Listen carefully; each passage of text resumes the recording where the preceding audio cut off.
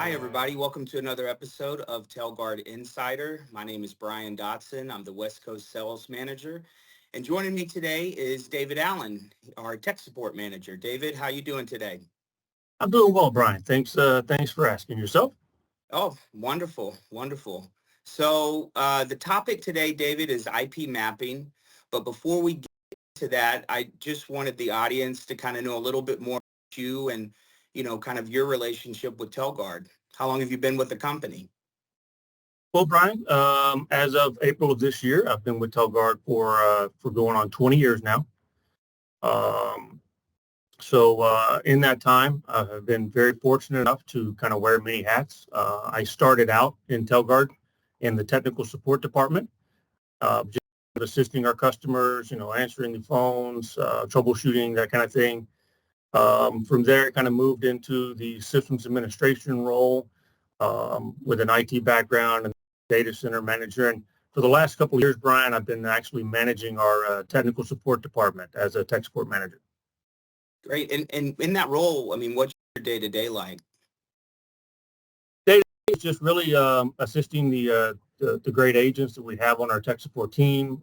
A lot of them have been here for many years and are very experienced, but they take a lot of calls assisting our customers and technicians in the field. So really kind of just making sure that department kind of flows as best that it can, making sure that we have coverage and are assisting our customers as best as possible. I hear we have a pretty good hold time. Where are we at currently with that? Our hold time, Brian, currently is right at 30 seconds or below. So when you call in and get a live agent, you're not going to have to stay on hold for a long period of time. And as I said before, Brian, our agents are very well trained, and many have been here for years, very experienced, and they know how to really help the customers. And if something does come up, they know how to get the customer to someone that can definitely get them taken care of. Yeah, great to hear, David. Thanks so much for your help with all that. So with that, David, let's just get into IP mapping. I'm just kind of curious, what is it? What are the advantages? Why did we head in that direction? Well, Brian, as you know, a lot of our dealers and central stations are currently trying to move away from POTS alarm delivery and kind of transition any Telguard that has an IP compatible format over to IP alarm delivery from the Telguard, to the central station. So basically what IP mapping does is it allows the dealer and the customer the ability to create the relationships between the receiver number and an IP address, and then they can manage and move a lot of subscribers that they currently have that have an IP compatible format like Contact ID or SIA, and get those subscribers over to IP delivery quickly and easily and with just a few steps. And I believe you're going to kind of show us some examples on the dealer portal, telguard.com. Definitely. I'll go ahead and get into that. So I want to go ahead and share my screen, Brian, and kind of get you, kind of show you kind of how that's handled on the portal side of it.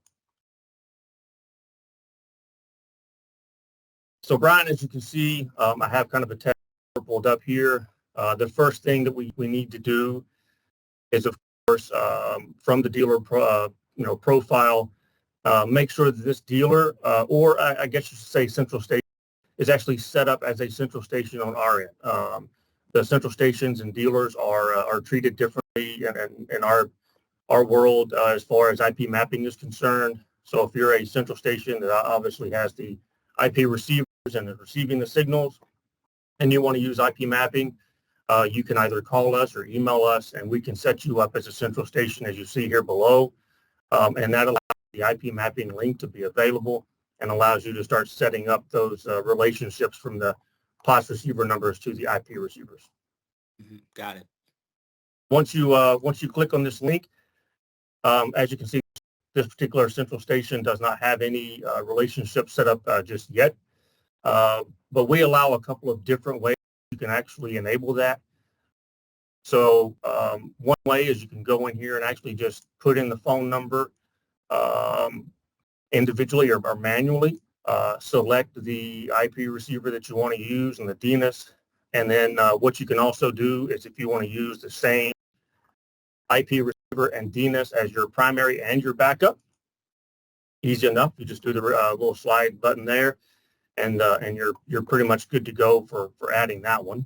But as we know, a lot of central stations have, dozens, if not more, receiver numbers that, obviously we don't want them to go in and have to add manually one by one. So what we would do in that case, Brian, is we have an import option. So from the import option, you would actually be able to go and download a spreadsheet template to fill out. The template would look basically similar to what you see above. It's going to ask for the receiver number, the receiver ID for the IP address, the DNS, and then the backup. So if you do this and you actually pull one up, import, and just like that, Brian, you already have all of your receiver numbers and IP pairings there to know which IP receiver is going to go with which phone number.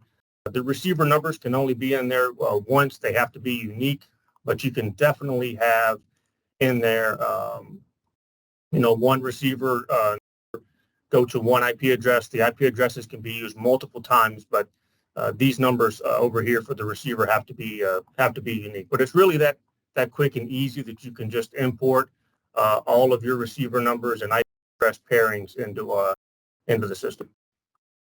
No, it seems like a pretty straightforward process. So I'm a dealer and I have a question about IP mapping and kind of getting into that. Would it be better to reach out to your agents and tech support, or could they also pose the same question to our customer service group? Yeah, they should be able to reach out to either one. They can reach out to customer service or our technical support department, and we can definitely assist them with that. That is not a problem. And I guess going to the dealer portion of it, Brian, what we just did here with the central station side and adding the receiver numbers and the IP addresses, at this point has not really made any changes to any subscribers. The subscribers, if they are set up on POTS delivery, they're still doing POTS delivery, so nothing there. Basically, what you're doing here is setting up that ability for the central station to allow IP mapping for their dealers. So from the dealer portion of it, we would need to actually go into an actual dealer, and I'll go ahead and do that here.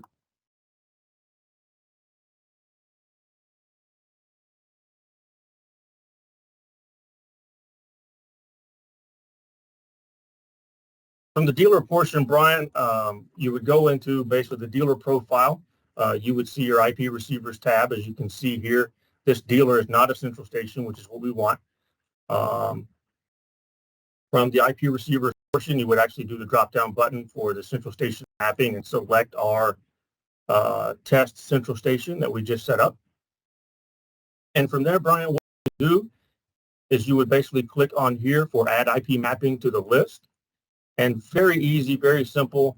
When you do that and you do the drop-down box, you're going to see all of the receiver numbers that are available for that central station that have been set up for IP mapping. And as you select either one of those, it automatically populates all the information for you, and then you just save it. So you would go through and add as many receiver numbers as possible or that you have available.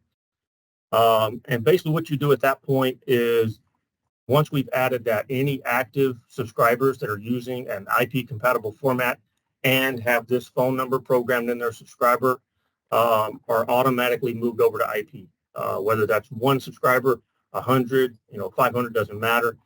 You've automatically added IP delivery to every subscriber that is using this receiver number here just that quickly. Wow, pretty impressive.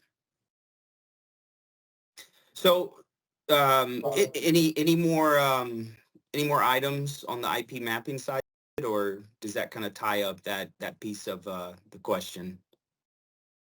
I would probably add to that, Brian, that the positive points to IP mapping not only make it quick and easy to actually move a lot of subscribers over to IP very quickly, but also you don't have to make any changes to your templates when you're setting up new subscribers. So any new subscriber that you add, if they're using one of these numbers that's under your IP mapping section, they're automatically going to be doing IP. If they're using a different number that's not listed here, they'll be doing POTS or however you have them set up. But as for that portion of it, you do not have to try to remember IP addresses or DNSs or, like I said, make any changes to your template. All of it is just pretty easy and straightforward. It's based off just the receiver number and the IP address. Wow, good stuff. Yeah, no, it seems like that'll help out a lot. So, I kind of want to circle back to something you said in the beginning. A lot of our dealers are moving away from POTS, phone line receivers, delivery. Why is that? I mean, what are you seeing as far as, phone line delivery in 2024? Good, bad? Well, phone line delivery, obviously, it's been around for quite some time. But there has been a lot of changes out in the field with copper lines, voice over IP, things like that. And with all of those changes, sometimes you can run into just little issues where, maybe the lines aren't clean or, copper lines getting ripped out, that kind of thing. And just a lot of people are not using, landlines as much as they used to. That's an extra additional cost that people don't want to have to use up. So I think that phone lines are actually kind of, going out of the way, kind of, an older technology. They are kind of needed to be used in some situations, but for the most part, anytime you can get a subscriber over to IP delivery, that is definitely the way to go, and a better technology, more up to date, and just a better way to go. No, good stuff, David. I think we've expanded upon the topic of IP mapping today. And, with that, I like to end these Telguard Insiders with a call to action. I think the call to action here for our dealers and central stations is to reach out to our teams, customer service, tech support, and, inquire a little bit more about IP mapping so that they can take advantage of, all the positives that come with that. So, with that, David, I appreciate your time today and hope you enjoy the rest of your day. Thank you, Brian. You have a good rest of the day. Thanks so much. Take care, everybody. All right.